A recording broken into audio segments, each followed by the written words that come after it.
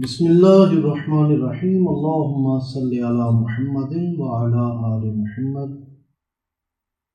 قرآن حکیم کی مختلف صورتوں میں بیان کیے ہوئے مضامین کو لے کر حاضر خدمت ہے۔ آج قرآن حکیم فرقان حمید کی سورہ انعام کے مضامین آپ کے سامنے پیش کر رہے ہیں۔ پارہ نمبر 7 آیت نمبر 1 سے 10 تک اللہ کی کبریائی اور مشرکوں کے جو عقائد تھے ان کے بطلان کا، ان کو باطل کیا گیا، ان کو بتایا گیا وضاحت کے ساتھ۔ اس سورہ کے پہلے رکوع میں اللہ تعالیٰ کی کبریائی اور عظمت کا بیان ہے، اور ساتھ ہی گمراہ قوموں کی تباہی کا ذکر بھی کیا گیا، کیونکہ اہل عرب ایک تجارتی سلسلہ تھا اور مختلف ایریاز کے اندر تجارت کرنے کے لیے جایا کرتے تھے، اور عرب کی سرزمین بھی سرزمین انبیاء ہے، تو وہاں ان انبیاء کرام کی جو اقوام تھی جنہوں نے اپنے اپنے انبیاء کرام کو جھٹلایا اور ان پر اجتماعی عذابات آئے، اور وہ اجڑی بستیاں یہ تاجر جو مکہ کے تھے یہ دیکھا کرتے تھے، تو پروردگار عالم نے ارشاد فرمایا کہ اگر تم بھی گمراہی کا راستہ اختیار کرو گے تو تمہارا حشر بھی انہیں قوموں جیسا ہوگا۔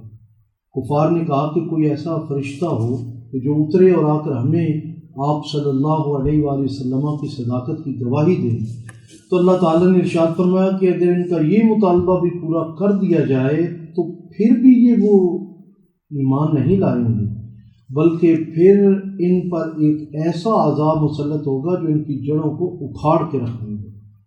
پارہ نمبر 7 آیت نمبر 11 تا 20 کے اندر عجائبات قدرت کو دیکھنے اور عبرت پکڑنے کا حکم دیا گیا۔ ان آیات میں یہ حکم دیا گیا کہ قدرت کی نشانیوں میں غور و فکر کرو اور ان سے عبرت حاصل کرو۔ پھر فرمایا اللہ تعالیٰ کے علاوہ کسی کو معبود بنا لیا تو تباہی تمہارا مقدر ہوگی۔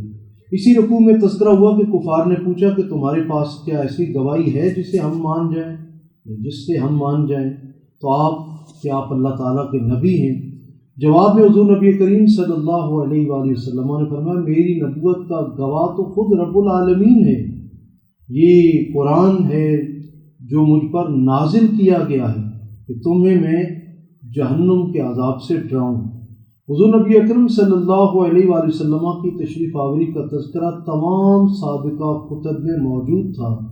اس ضمن میں حضور ضیاء الامت جسٹس پی کرم شاہ نظری رحمۃ اللہ علیہ نے قرآن میں حضرت عمر بن خطاب رضی اللہ عنہ سے روایت نقل کی ہے کہ انہوں نے پوچھا کہ حضور اکرم صلی اللہ علیہ وآلہ وسلم کو کیسے پہچانا، تو حضرت عبداللہ بن سلام نے عرض کیا کہ ہم نے حضور کو ایسے پہچانا جیسے ماں اپنے بچے کو پہچانتی ہے، کیونکہ آپ کی آمد کی نشانیاں سابقہ کتب میں کثرت سے موجود تھیں۔ رکوع نمبر 9 آیت نمبر 21 تا 30 پارہ نمبر 7 میں پروردگار عالم نے کفار کے لیے عذاب اور عذاب کی وجہ کا بھی تذکرہ کیا۔ اس رکوع میں روز قیامت اور جہنم کے عذاب کی ایک جھلک کا بھی ذکر کیا گیا ہے کہ جب کفار کو آگ کے کنارے کھڑا کیا جائے گا تو وہ کہیں گے کاش ہم ایمان لے آتے۔ دراصل کفار مکہ روز قیامت اور عذاب جہنم پر یقین نہیں رکھتے تھے، اس لیے رکوع نمبر 9 میں بتایا گیا کہ کفار کو جب دردناک عذاب دیا جائے گا تب وہ کہیں گے کاش ہم ایمان لے آتے، لیکن تب کچھ نہیں ہو سکے گا۔ اس لیے محشر کی رسوائی سے بہتر ہے کہ آج ہی صراط مستقیم کو اختیار کر لیا جائے۔ حضور نبی اکرم صلی اللہ علیہ وآلہ وسلم کی طرف سے دعوت اسلام اور کفار کے انکار کا تذکرہ رکوع نمبر 10 کے اندر موجود ہے۔ حضور نبی کریم صلی اللہ علیہ وآلہ وسلم کی اس کیفیت کا ذکر کیا گیا کہ جب کفار ایمان نہ لاتے تو آپ کی طبیعت پر بڑا گراں گزرتا اور آپ سوچتے کہ کاش کچھ ایسا کر سکوں کہ مخلوق کا رابطہ اپنے خالق سے کروا دوں، اپنے رب سے کروا دوں۔ اللہ کریم نے ارشاد فرمایا کہ اے محبوب ان کا اسلام سے منہ موڑنا آپ کے دل پر گراں نہ گزرے، ان کو روز قیامت پتہ چلے گا لیکن تب کچھ نہیں ہو سکے گا۔ رکوع نمبر 11 اور 12 کے اندر کفار کی ہٹ درمی اور حضور کے اختیارات کا تذکرہ ہے۔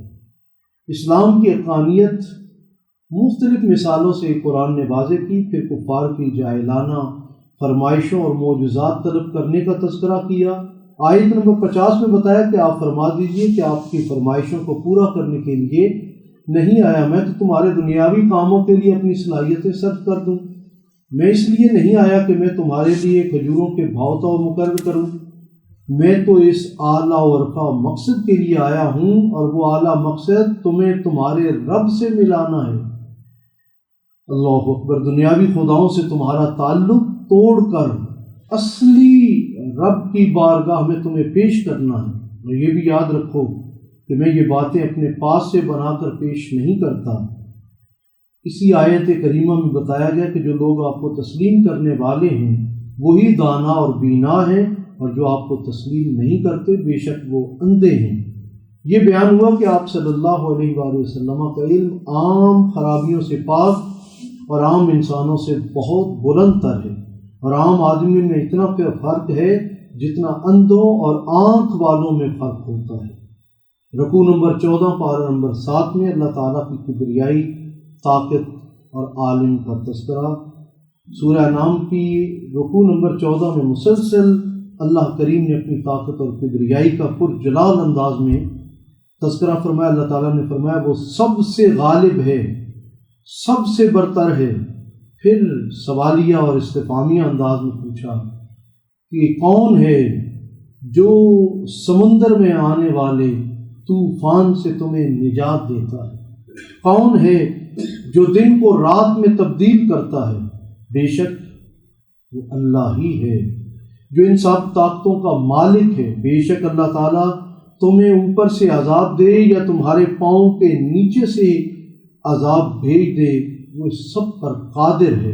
اللہ تعالیٰ نے فرمایا ہم یہ طاقتیں اس لیے بیان کر رہے ہیں تاکہ تمہیں توحید کی آگہی نصیب ہو۔ آیت نمبر 70 میں کہا گیا کہ جو لوگ اپنی زندگی لہو و لعب، کھیل کود میں صرف کر رہے ہیں ان کی مجلس اختیار نہ کرو، تم بے غفلت میں پڑ جاؤ گے۔ آیت نمبر 72 میں ایک مرتبہ پھر بیان ہوا کہ اللہ کے سوا کسی کی عبادت نہ کرو، نماز ادا کرو اور اللہ سے ڈرتے رہو۔ رکوع نمبر 15 آیت نمبر 75 پارہ نمبر 7 میں دلائل توحید کا پھر پروردگار عالم نے اعادہ فرمایا کہ حضرت ابراہیم خلیل اللہ اور اللہ کریم کے مابین ہونے والے مکالمے کا ذکر کیا، اور ایک حسین پیرائے میں حضرت ابراہیم اور اللہ تعالیٰ کی باتوں کا ذکر کرنے کے بعد فرمایا کہ یہ چاند ستارے سب غروب ہونے والی چیزیں ہیں، ان میں خدا بننے کی صلاحیت نہیں ہے۔ حضرت ابراہیم علیہ السلام نے فرمایا میرا خدا تو وہ ہے جس نے زمین و آسمان کو پیدا فرمایا، میں ان مظاہر فطرت کو خدا تسلیم نہیں کرتا۔ آیت نمبر 82 میں فرمایا جن لوگوں نے ایمان اور شرک کو نہیں ملایا بے شک وہی ہدایت یافتہ ہے۔ رکوع نمبر 17 آیت نمبر 92 کے اندر قرآن حکیم کی مختلف خصوصیات کا تذکرہ ہوا۔ اللہ کریم نے ارشاد فرمایا کہ آیا کہ بے شک یہ وہ کتاب ہے جس کی متعدد خصوصیات ہیں۔ پہلی خصوصیت کہ یہ سابقہ کتب ہیں ان سب کی تصدیق کرنے والی ہے، اور دوسری خصوصیت اس نے مکہ کے جو دلوں کی سختی رکھنے والے لوگ تھے، سخت دل لوگ تھے، ان کے دل نرم کر دیے، اور تیسری خصوصیت یہ ہے کہ یہ پوری دنیا کے لوگوں کو ایک اللہ کی طرف بلاتی ہے اور پھر اللہ کے عذاب سے ڈراتی ہے۔ اللہ کریم نے ارشاد فرمایا کہ کیوں کتاب سے دور بھاگتے ہو، یہ کتاب تو تمہارے لیے آخرت کا سامان ہے۔ اور اس کی اگلی آیت میں ایک مرتبہ پھر مخلوق خدا کو اللہ تعالیٰ کے عذاب سے ڈرانے کی بات کی گئی۔ رکوع نمبر 18 اور 19 پارہ نمبر 7 میں اللہ کریم کی کبریائی اور اللہ کی ذاتی خصوصیات کا تذکرہ ہے۔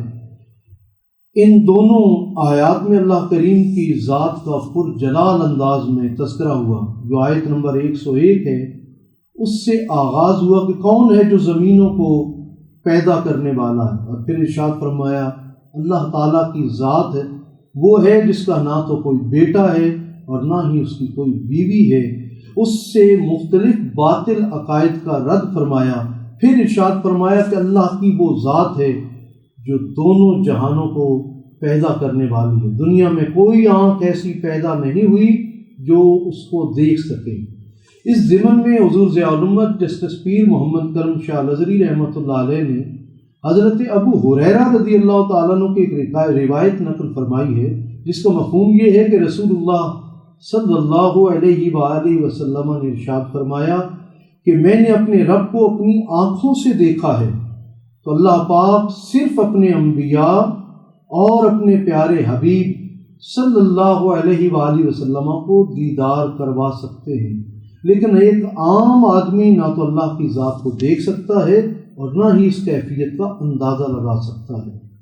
پھر ارشاد فرمایا کہ بے شک جو لوگ شرک کرتے ہیں وہ ظلم کرتے ہیں، اور اپنے رب کی طرف لوٹ آؤ جو پیدا کرنے والا اور دونوں جہانوں کو تخلیق فرمانے والا ہے۔ پارہ نمبر 8 رکوع نمبر 1 کے اندر جانور کے ذبح کے وقت غیر اللہ کا نام لینے کا تذکرہ ہے۔ ارشاد ہوا کہ یہ کفار ایسے لوگ ہیں کہ ان پر فرشتے بھی اتاروں اور مردے قبر سر اٹھ کر ان سے بات کریں تب بھی یہ ایمان نہیں لائیں گے۔ پھر آگے چل کر ارشاد فرمایا کہ کفار اپنے جانور ذبح کرتے وقت بتوں کا نام لیتے تھے، اور یاد رکھو کہ جس جانور کے ذبح کرتے وقت اللہ کے علاوہ کسی اور کا نام لیا جائے اس کا کھانا حلال نہیں ہے۔ اب بزرگان دین کے نام پر منت کے طور پر جو جانور ذبح کیے جاتے ہیں ان پر اللہ ہی کا نام لیا جاتا ہے۔ بعض کم فہم لوگ اس آیت کو اس عمل پر منطبق کرتے ہیں جو کسی طور پر بھی درست نہیں ہے۔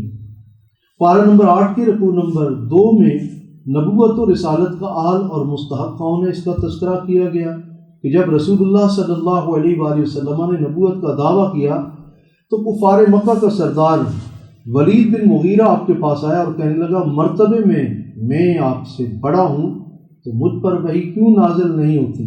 اس پر اللہ کریم نے یہ آیت کریمہ 124 سورہ نام کی نازل فرمائی کہ اللہ تعالیٰ ہی جانتا ہے کہ وہ کس کے سینے کو اپنے نور کے لیے منتخب فرماتا ہے، اور بے شک میں نے آپ صلی اللہ علیہ وآلہ وسلم کی ذات کو نبوت و رسالت کے اس کام کے لیے منتخب کر لیا ہے۔ پارہ نمبر کے 8 رکوع نمبر 3 اور 4 کے اندر کفار کی بعض حماقتوں کا بھی تذکرہ ہے کہ کفار کی بعض حماقتیں اور ان چیزوں کا تذکرہ ہوا جو انہوں نے از خود حلال یا حرام کی ہوئی تھی۔ پھر آخر میں یہ بتا دیا گیا کہ اللہ کے حلال جو قائم کردہ حدود ہیں ان کو ہرگز نہ توڑے۔ جانوروں کی حلت و حرمت کا ذکر ہوا اور پھر فرمایا کہ تمہیں از خود کوئی اختیار نہیں کہ تم کسی جانور کو حلال یا حرام قرار دے دو، بلکہ اس حوالے سے اللہ کریم نے واضح طور پر ارشاد فرما دیا ہے اور تمہیں اس کی پیروی کرنی چاہیے۔ رکوع نمبر 5 پارہ نمبر 8 میں حلال اور حرام کرنے کی حکمتیں بھی بیان کی گئی ہیں۔ کچھ چیزوں کی حلت و حرمت کا ذکر ہوا اور اس ضمن میں صاحب تفسیر ضیاء القرآن نے تحریر فرمایا کہ کسی چیز کو یا اس کے لیے حرام کیا جاتا ہے کہ وہ انسانی صحت کے لیے مضر ہوتی ہے، یا پھر سزا کے طور پر اس کا کھانا ممنوع قرار دے دیا جاتا ہے۔ رکوع نمبر 6 کے اندر حسن معاشرت کے بعد اصولوں کا تذکرہ کیا گیا ہے کہ ایک تو اللہ کے ساتھ کسی کو شریک نہ ٹھہراؤ، توحید سب سے پہلے تمام انبیاء کی دعوت ہے۔ پھر ساتھ ہی دوسرا حکم یہ ہے کہ والدین کے ساتھ احسان کرو، حسن سلوک کرو، اور اپنی اولاد کو رزق کے خوف سے قتل نہ کرو، بے شک اللہ ہی سب کو عطا کرنے والا ہے۔ پھر اخلاقی تعلیمات کا تذکرہ کرتے ہوئے اور حسن معاشرت کی بنیادیں فراہم کرتے ہوئے فرمایا کہ یتیم کے مال کے قریب نہ جاؤ، پھر فرمایا ناپ تول میں کمی نہ کرو، جو وعدہ کرو تو پورا کرو، یہی وہ راستہ ہے جس پر تم چل کر فلاح اور کامیابی پا سکتے ہو۔ اس منزل کی آخری رکوع میں اس مضمون کا تذکرہ ہے کہ بے شک میری نماز، میری قربانی، میرا جینا، میرا مرنا صرف اور صرف اللہ کے لیے ہے، اور اللہ پاک کے سوا کوئی میرا معبود نہیں۔ اگر بندہ مومن اس اصول کو حرز جاں بنا لے تو وہ دنیا میں بھی کامیاب ہے اور آخرت میں بھی کامیاب ہے۔ اللہ تعالیٰ ہمیں اپنی کامل پہچان اور عرفان نصیب فرمائے اور قرآنی تعلیمات پر عمل کی توفیق عطا فرمائے۔ وما علینا الا البلاغ المبین۔